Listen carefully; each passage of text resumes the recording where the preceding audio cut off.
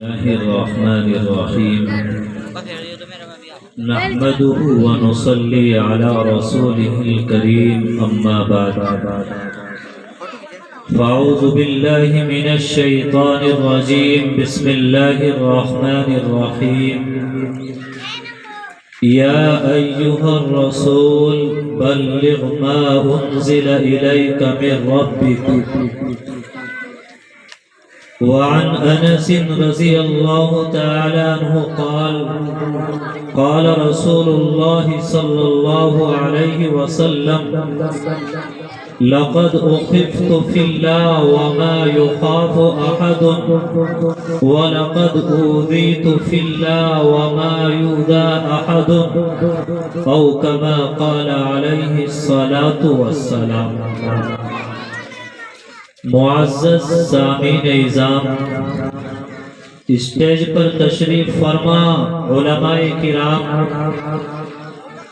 بالخصوص نظامت کے بے تاج بادشاہ اور بڑے منفرد اور انوکھے انداز میں نظامت کرنے والے حضرت مولانا مفتی محمد اخلاق صاحب دامت برکاتہم العالیہ، اور میرے محترم جناب قاری محمد اکرام صاحب، قاری محمد ایوب صاحب اور دیگر علماء یہاں تشریف فرما ہیں۔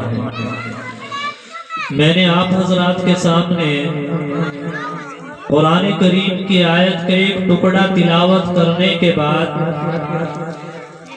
آپ علیہ الصلاۃ والسلام کی ایک حدیث مبارکہ پیش کی ہے، جس کے اندر آپ علیہ الصلاۃ والسلام نے فرمایا کہ ابتدائی اسلام میں جس قدر خوف و دہشت کے اندر مجھے مبتلا کیا گیا اتنا کسی کو مبتلا نہیں کیا گیا، اور جتنا مجھے ستایا گیا اتنا کسی کو نہیں ستایا گیا۔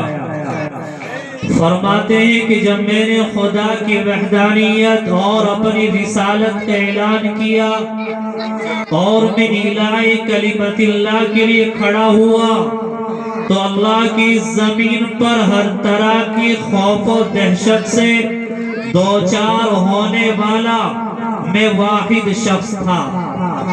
فرماتے ہیں کہ بلا شبہ مجھ پر اور بلال پر مسلسل 30 دن اور 30 راتیں ایسی گزری ہیں کہ ہمارے پاس کھانے کے لیے کوئی ایسی چیز میسر نہیں تھی جس کو کوئی جگردار حیوان کھا سکے، چہ جائے کہ انسان کے کھانے کی کوئی چیز موجود ہوتی۔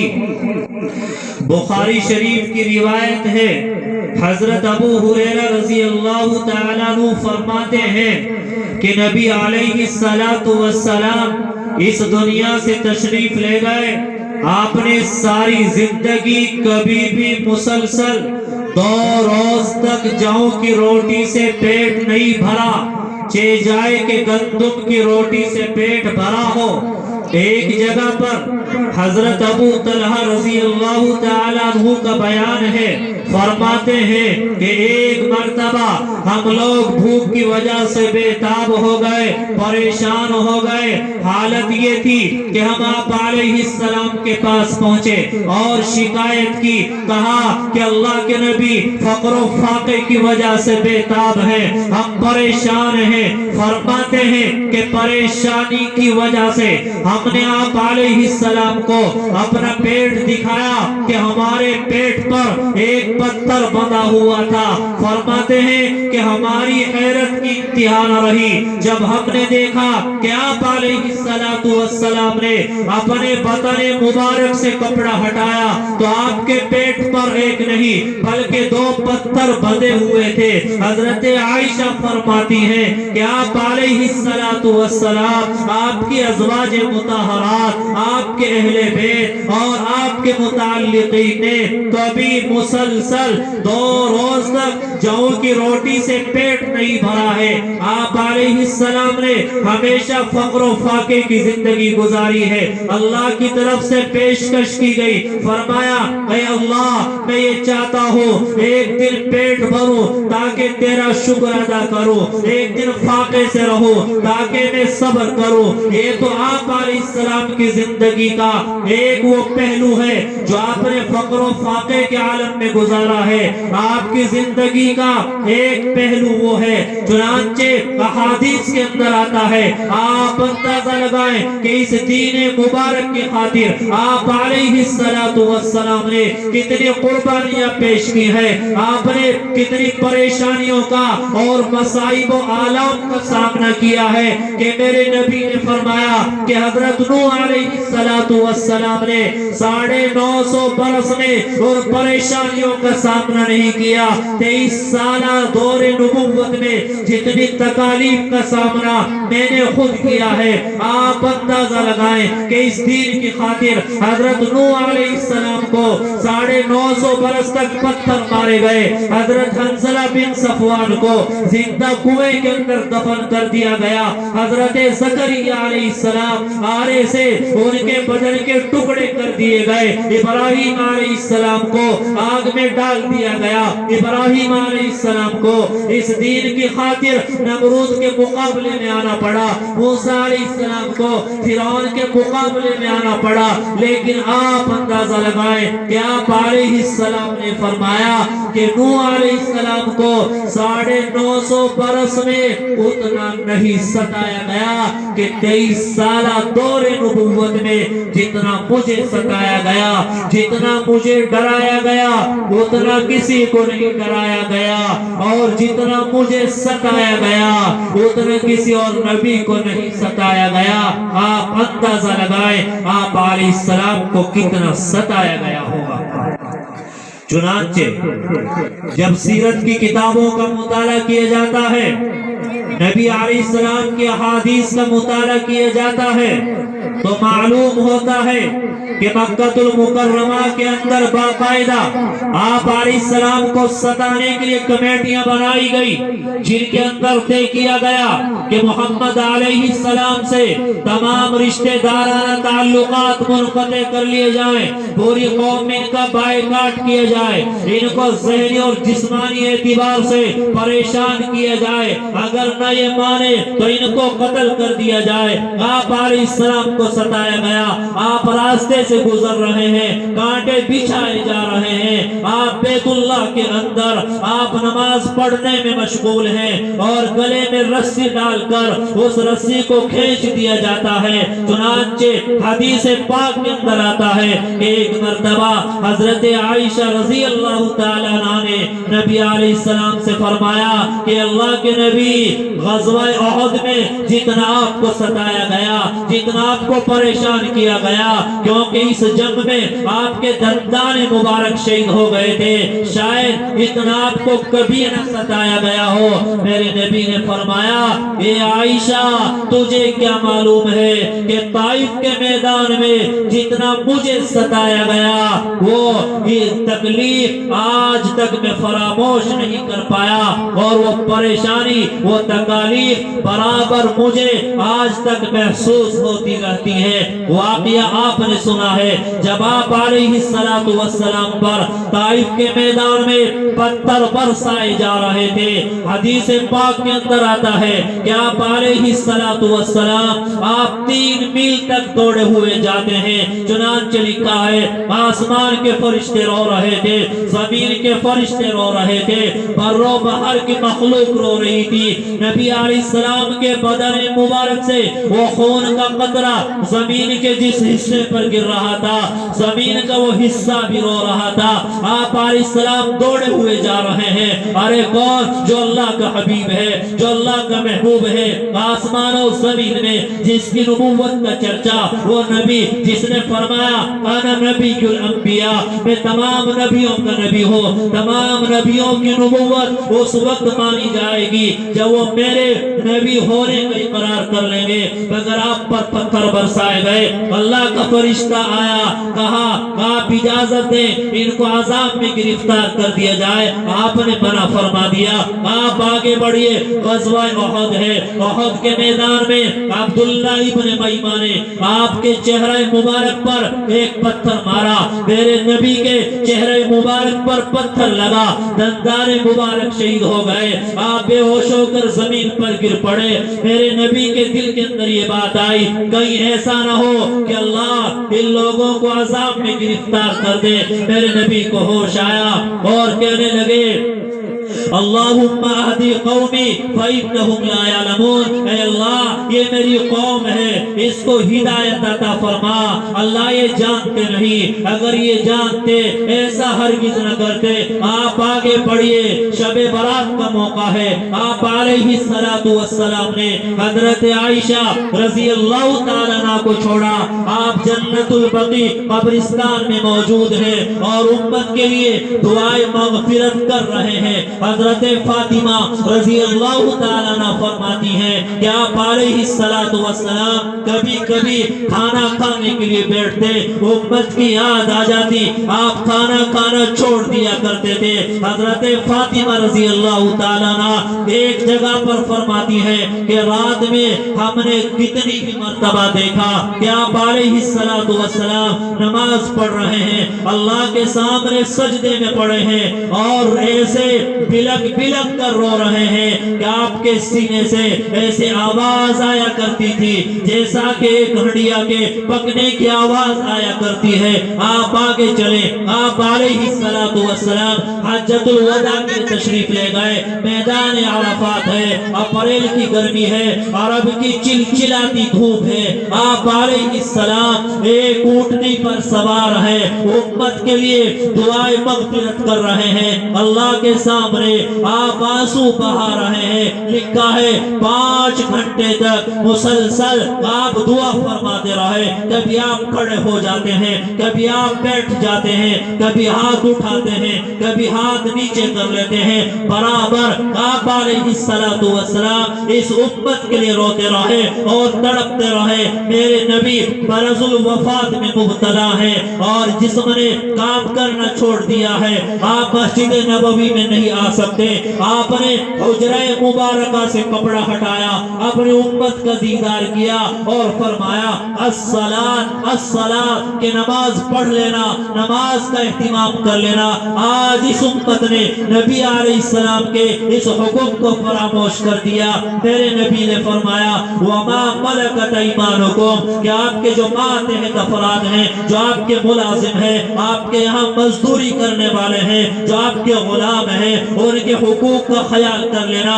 آج اس نبی کی امت یہ مزدوروں کا خون چوس رہی ہے، کام کرانے کے بعد ان کو اجرت نہیں دی جا رہی ہے۔ وہ نبی دنیا میں ہمارے لیے روتا رہا اور دنیا سے گیا، آخرت میں وہ اس امت کے لیے روتا رہے گا۔ جب انسان کی ماں وہ انسان سے گئی، باپ بھی گیا، اولاد بھول گئے، رشتہ دار سب فراموش کر بیٹھے، وہ نبی وہاں بھی یا رب امتی یا رب امتی کہہ رہا ہوگا۔ میرے بھائیوں، ہمارا نبی دنیا میں تھا، ہمارے لیے روتا رہا، وہ یہاں سے چلا گیا، قیامت کا دن قائم ہوگا، وہ وہاں بھی ہمارے لیے رو رہا ہوگا۔ ذرا سوچیں ہمیں اس نبی سے کتنا پیار ہے۔ آج بڑے افسوس کے ساتھ کہنا پڑتا ہے، آج اس نبی کا چہرہ ہمیں پیارا نہیں لگتا، آج اس نبی کے لباس سے ہمیں پیار نہیں ہے، اس نبی کے طور طریقے سے آج ہمیں محبت نہیں ہے۔ آج رسومات ہو،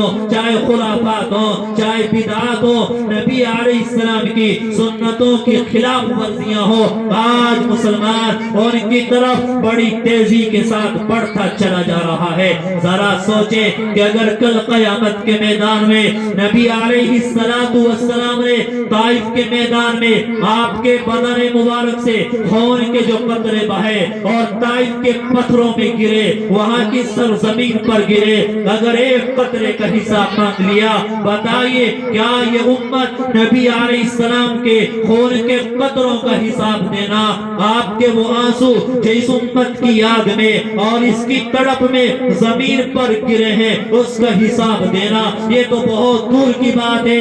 نبی علیہ السلام کے بدن مبارک سے اگر پسینہ نکلا ہے تو یہ امت نبی علیہ السلام کے پسینے کے ایک قطرے کا حساب بھی نہیں دے سکتی ہے۔ میرے بھائیوں، آپ علیہ السلام نے اس دین کی خاطر طرح طرح کی قربانیاں پیش کی۔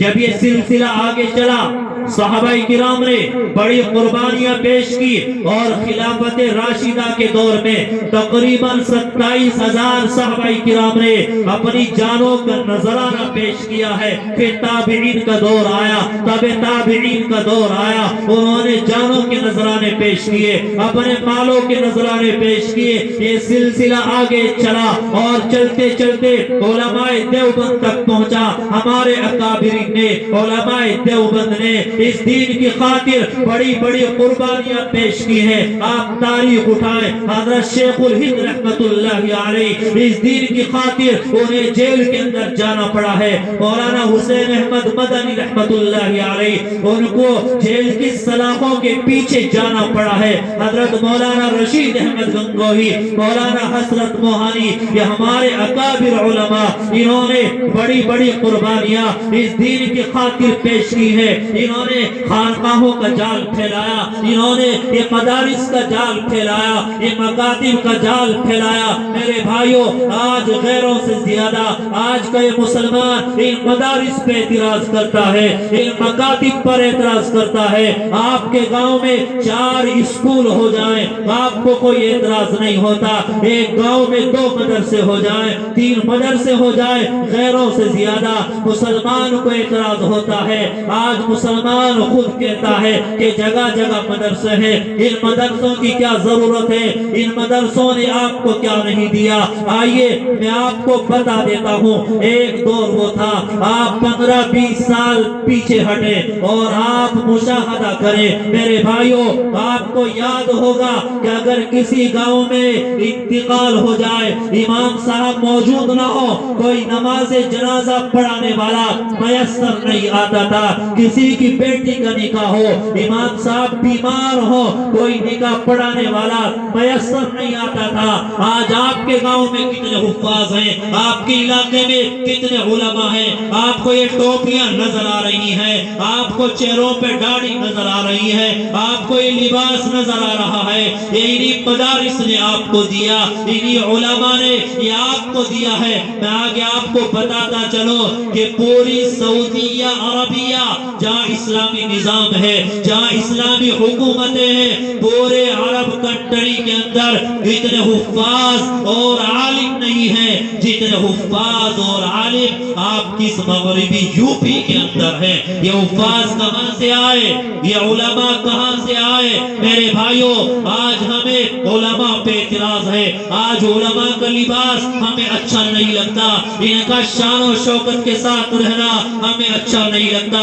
آج ہماری سوچ اتنی گر چکی ہے، اتنی گر چکی ہے، ہم چاہتے ہیں کہ عالم کیسا ہو، پھٹا پرانا لباس ہو، کپڑے پر پیوند لگے ہو، ایک ٹوٹی ہوئی سائیکل ہو، بار بار ہمارے در پہ ہاتھ پھیلاتا ہو۔ میرے بھائیوں، آج ان کا لباس اچھا نہیں لگتا، ان کی گاڑی اچھی نہیں لگتی، ان کی شان و شوکت سے آج ہمیں پیار نہیں ہے۔ میرے بھائیوں، یاد رکھنا کہ اگر ان علماء کی ہم نے بعد کی زندگی کو دیکھا، ہم گمراہ ہو جائیں گے۔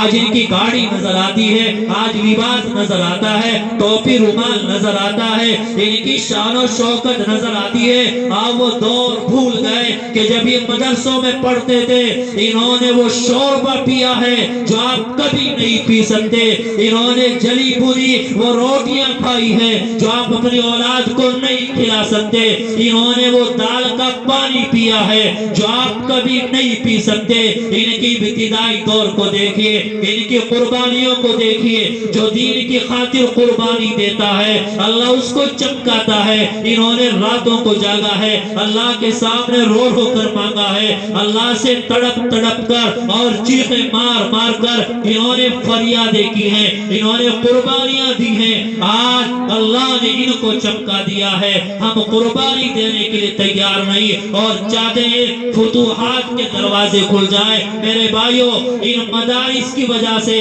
آپ کو کیا ملا؟ یہ ٹوپیاں ملی، چہروں پہ داڑھی ملی، یہ حفاظ ملے، آپ کو یہ علماء ملے اور یہ دین کے دائی ملے، یہ تبلیغ کرنے والے ملے۔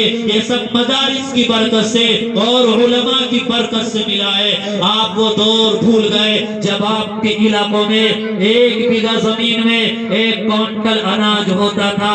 آپ نے مدارس کی طرف ہاتھ بڑھایا، آپ نے ان کا تعاون کرنا شروع کیا، آپ نے پیسہ دینا شروع کیا، اناج دینا شروع کیا۔ وہ 1 بیگھہ زمین جس میں 1 کوئنٹل اناج ہوتا تھا، آج 4 5 کوئنٹل اناج ہو رہا ہے۔ یہی مدارس کی برکت ہے۔ آپ ذرا آگے چلیں، آپ سوچیں، اپنا محاسبہ کریں، ہمارے ان گاؤں میں، ہماری ان بستیوں میں وہ کون سا گناہ ہے، وہ اللہ کی کون سی نافرمانی ہے جو آج نہیں کی جا رہی ہے؟ ناچ گانا بجانا بالکل عام ہے، عیاشی فحاشی مکاری بالکل عام ہے، سودی لین دین بالکل عام ہو چکا ہے، موبائل پر گانا بجنا اور بجانا یہ بالکل عام ہے، رسومات اور خرافات یہ بالکل عام ہے۔ نہ جانے کب کہ ہم لوگ اللہ کے عذاب میں گرفتار ہو چکے ہوتے۔ یہ تو مدارس ہے، یہ مکاتب ہے، یہ مدرسوں میں پڑھنے والے یہ معصوم بچے، یہ اللہ کی ایک بڑی پاکیزہ مخلوق ہے۔ یہ صبح آتے ہیں، شام آتے ہیں، رات میں آتے ہیں، اللہ کو پکارتے ہیں، رحمان اور رحیم کہہ کر اللہ کا نام لیتے ہیں۔ اللہ تبارک و تعالی اپنے عذاب کو موقوف فرما دیتا ہے۔ یہ تاریخ کی داستان آدم علیہ السلام سے شروع ہوتی ہے، نبی علیہ السلام تک، صحابہ کرام تک، تابعین تک اور علماء دیوبند تک۔ آج کے جو علماء ہیں میرے بھائیوں، آج بھی دین کی خاطر یہ بڑی بڑی قربانیاں پیش کر رہے ہیں۔ آپ تجارتیں کرتے ہو، یہ علماء آپ سے بہتر کر سکتے ہیں۔ آپ بزنس اور دکانیں چلاتے ہو، یہ آپ سے بہتر چلاتے ہیں۔ تقاضوں کو دبایا، اپنے ارمانوں کو کچل دیا اور قلیل تنخواہوں پر آپ کے تان و تشریح کے باوجود یہ دینی خدمات انجام دے رہے ہیں اور دینی پرچم یہ بلند کیے ہوئے ہیں۔ یہ ہم سب کی طرف سے اور پوری امت کی جانب سے یہ مبارک بادی کے مستحق ہے۔ میرے بھائیوں، دیکھیے یہ قربانی کی داستان تو بڑی طویل ہے جو آپ علیہ السلام نے دی ہے۔ آج آپ کے سچے وارث، آپ کے جانشین یہ علماء آج وہی قربانیاں اس دین کی خاطر پیش کر رہے ہیں۔ میرے بھائیوں، اب 2 جماعتیں ہیں۔ ایک جماعت وہ ہے جو مدارس کی مخالف ہے، ایک جماعت وہ ہے جو علماء کو مٹا دینا چاہتی ہے، ایک جماعت وہ ہے جو مسلمانوں کو مٹا دینا چاہتی ہے، ایک جماعت وہ ہے جو دینی تعلیم کا جنازہ نکال دینا چاہتی ہے۔ ایک طرف ان علماء سے محبت کرنے والے اور ان کا تعاون کرنے والوں کی جماعت ہے۔ اب اختیار ہمیں ہے، چاہے مخالفین کی فہرست میں چلے جائیں، چاہے ان کی محبین کی فہرست میں چلے جائیں، اب یہ چھٹائی کا دور ہے۔ میرے بھائیوں، یہ علماء جہاں حکومت کی تیز نگاہیں ہیں اور ان کی ناپاک سازشیں ہیں، وہ ان کو مٹانا چاہتے ہیں، مدارس کو مٹانا چاہتے ہیں، تو چاہے ان مدرسوں کی مخالفتیں کر کے، ان علماء کی برائیاں کر کے، ان کی مخالفتیں کر کے، چاہے مخالفین کی جماعت میں شامل ہو جائے اور چاہے یہ دینی پرچم بلند کرنے والے یہ علماء اور ان کے معاونین اور ان کے محبین کی جماعت ہے، چاہے ہم ان کے ساتھ آ جائیں۔ آپ علیہ السلام نے فرمایا تھا، اغدو عالمان، اے مسلمانوں تم عالم بن جانا، عالم بن جانا۔ فرمایا او متعلمان، یا دین کی باتوں کو سیکھنے والے بن جانا، او مستمعان، یا دین کی باتوں کو سننے والے بن جانا۔ میرے نبی نے فرمایا آپ کے گاؤں میں کوئی تبلیغی جماعت آئی ہو، آپ کے گاؤں میں علماء کرام کی آمد ہو، آپ کے یہاں جلسہ ہو رہا ہو، آپ وہاں چلے جانا اور دین کی باتوں کو سننے والے بن جانا۔ آگے فرمایا اگر آپ نہ عالم بن سکتے ہو، نہ آپ طالب علم بن سکتے ہو، نہ آپ دین کی باتوں کو سننے والے بن سکتے ہو، فرمایا او محبن کہ ان سے محبت کرنے والے بن جانا۔ آگے فرمایا ولا تکن الخامسہ کہ پانچویں ہرگز مت بننا، فتہلک اگر پانچویں بنو گے ہلاک ہو جاؤ گے۔ یہ پانچویں سے مراد کیا ہے؟ یعنی ان علماء کی مخالفتیں کرنے والا، ان کی برائیاں کرنے والا، ان کی عیب جوئی کرنے والا اور ان کو پریشان کرنے والا مت بننا۔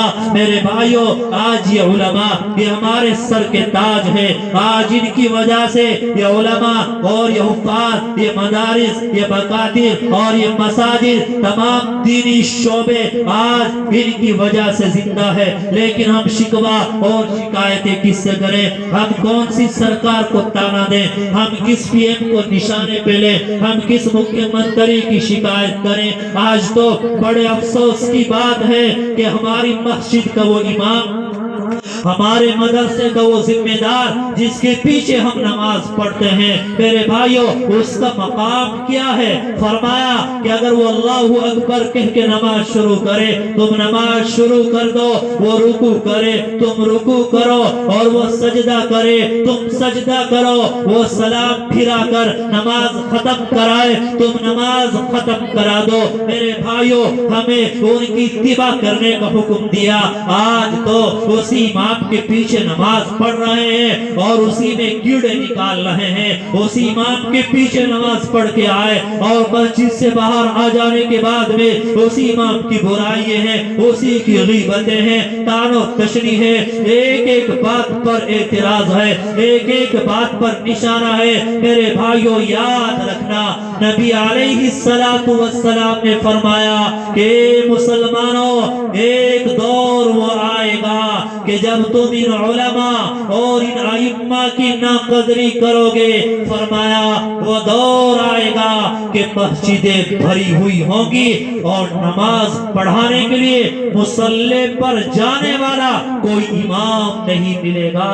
آج یہ علماء، یہ نوجوان علماء جو مدرسوں سے نکل رہے ہیں، میرے بھائیوں ان کا رخ کہیں ایسا نہ ہو کہ ہماری جفا کشی، طعن و تشنیع، ظلم اور زیادتی اس کی وجہ سے تجارتوں کا رخ نہ کر لیں، یہ کاروبار کی طرف نہ چلے جائیں اور نبی علیہ السلام کا یہ فرمان سچا ثابت نہ ہو جائے کہ وہ وقت آئے گا مسجدیں بھری ہوئی ہوں گی اور کوئی نماز پڑھانے والا میسر نہیں آئے گا۔ حافظ علامہ ابن عبد البر رحمت اللہ علیہ انہوں نے فرمایا کہ غیبت کرنے والا جس کی غیبت کرتا ہے دراصل وہ اس کا گوشت کھا رہا ہوتا ہے۔ فرمایا کہ ان علماء کا گوشت یہ بڑا زہریلا ہوتا ہے، ان کی غیبتیں کر کے، ان کی برائیاں کر کے یہ زہریلا گوشت نہ کھاؤ، کہیں ایسا نہ ہو کہ تم ہلاک ہو جاؤ، تباہ اور برباد ہو جاؤ۔ تو میرے بھائیوں اس وقت دو جماعتیں ہیں، ایک جماعت وہ دین اسلام کے جو حامی ہے، جو معاونین ہے اور جو محبین ہے اور تعاون کرنے والے ہیں، ایک جماعت ان لوگوں کی ہے، ایک جماعت مخالفین کی ہے جو دین اسلام کو مٹانا چاہتے ہیں، جو مدارس کے دشمن ہیں، علماء کے دشمن ہیں۔ ایک طرف وہ جماعت ہے، ایک طرف محبین کی جماعت ہے۔ اب ہمیں اختیار ہے کہ جس جماعت میں شامل ہونا چاہتے ہیں شامل ہو جائیں، لیکن اگر ان اللہ والے اور علماء ان کی جو مخالفین جماعت ہے اگر ہم لوگ اس میں شامل ہو گئے تو یاد رکھنا کہ دنیا بھی برباد ہو جائے گی اور آخرت بھی برباد ہو جائے گی۔ مولانا عمر پالن پوری رحمت اللہ علیہ انہوں نے لکھا ہے فرمایا کہ جو علماء کی بدگوئی کرے اور ان کی غیبتیں کرے اور ان پر طعن و تشنیع کرے، فرمایا 7 نسلوں تک کوئی عالم دین پیدا نہیں ہو سکتا، اور اگر ہو جائے تو وہ دینی خدمات کو انجام نہیں دے سکتا۔ امام ربانی مجدد الفسانی اور حضرت مولانا رشید احمد گنگوہی رحمت اللہ علیہ، انہوں نے فرمایا، لکھا ہے کہ جب کسی کا انتقال ہوتا ہے اس کا جنازہ قبر کے اندر لے جا کے رکھ دیا جاتا ہے، قبلہ رو کر دیا جاتا ہے اور لوگ دفنا کے آ جاتے ہیں، تو اگر یہ مردہ علماء کی غیبتیں کرتا تھا، ان پہ طعن و تشنیع کرتا تھا، علماء پہ اعتراض کرتا تھا کہ آ جانے کے بعد اللہ کے فرشتے آتے ہیں اور اس کا چہرہ قبلے کی طرف سے ہٹا کر دوسری طرف کر دیا جاتا ہے، اللہ کی طرف سے اس کو عذاب میں گرفتار کر دیا جاتا ہے، اللہ کے عذاب میں وہ مبتلا ہو جاتا ہے۔ میرے بھائیوں، ہم ذرا ہوش کے ناخون لیں، ہمیں یہ نہیں پتا کہ استنجا فرض کب ہوتا ہے، واجب کب ہوتا ہے، فرض کس کو کہتے ہیں، یہ واجب کیا ہوتا ہے اور باطل کیا ہے، فاسد کیا ہے، مکروہ تحریمی کیا ہے اور مکروہ تنزیہی کیا ہے، اور وہ امام کئی سال سے جس کے پیچھے نماز پڑھ رہے ہیں اس کے رکوع پہ اعتراض، اس کے سجدے پہ اعتراض، اس کے سلام پھرانے پہ اعتراض، اس کے چلنے پہ اعتراض، اس کے لباس پہ اعتراض۔ میرے بھائیوں، ہم عبرت حاصل کریں، اپنی دنیا اور آخرت ہم اس کو برباد نہ کریں۔ آج ایک طرف مخالفین کی جماعت ہے، ایک طرف معاورین کی جماعت ہے، ہم مخالفین میں شامل نہ ہو، ان علماء کے، ان مکاتب کے، ان مدارس مساجد کے جو محبین ہیں، جو معاونین ہیں، جو ان کا تعاون کرنے والے، محبت کرنے والے، ان کی بقا کو دیکھنے والے، اس کے لیے کوشش کرنے والوں کی جو جماعت ہے، ہمیں چاہیے اپنے آپ کو اس میں شامل کر لیں، ہم اس طرف آ جائیں، ہم دنیا میں بھی کامیاب ہو جائیں گے اور اللہ نے چاہا آخرت میں بھی کامیابی سے ہم کنار ہو جائیں گے۔ یہی وہ چند باتیں ہیں جو آپ کے گوش گزار کرنا تھی۔ ہمارے اکابر علماء یہاں تشریف لا چکے ہیں، دعا فرمائیں کہ اللہ کہنے سننے سے زیادہ عمل کی توفیق نصیب فرمائے۔ وآخر دعوانا الحمدللہ رب العالمین۔